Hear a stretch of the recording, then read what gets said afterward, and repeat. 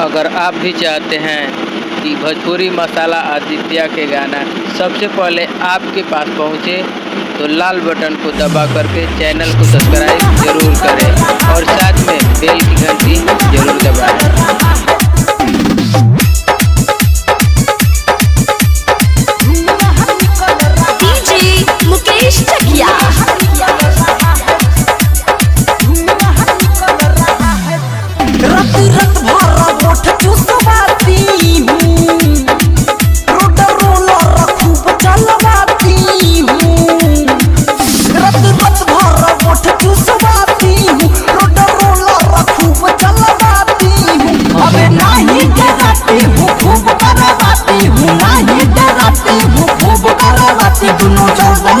कर रहा है और सुनिएगा पूरा खड़ा हो जाएगा रुआ।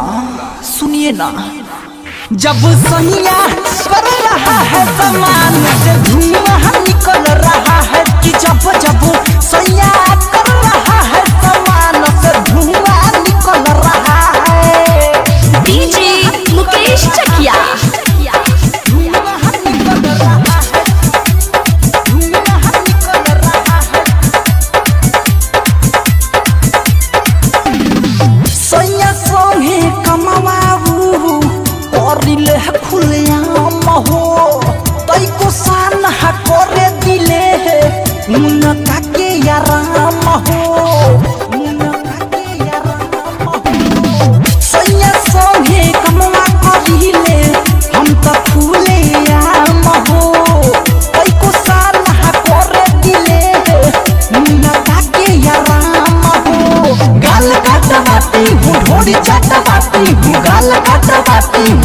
चाटवाती हूँ जो पिघल रहा है।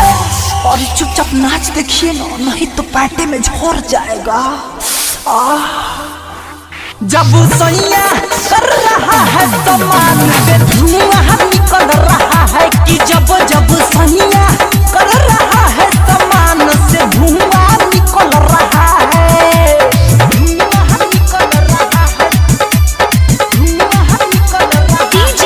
मुकेश चकिया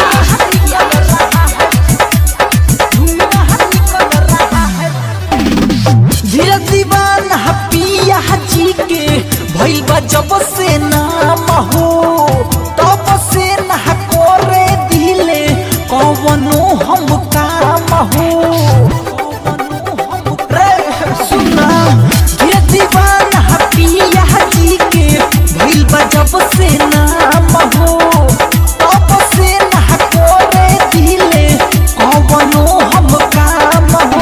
छोड़ दिले पानी करस छेड़खानी, अरे छोड़ दिले पानी करस छेड़खानी, शैलेश हाथ मल रहा है। एक बार आओ बताऊंगी फिर चली जाऊंगी। सुनो, जब सैया कर रहा है सामान से धुआं निकल रहा है कि जब जब सैया कर रहा है सामान से धुआं निकल रहा है।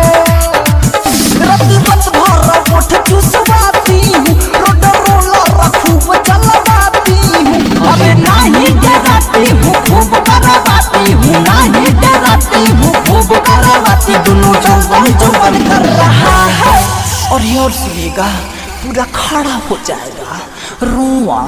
सुनिए ना, जब सैया कर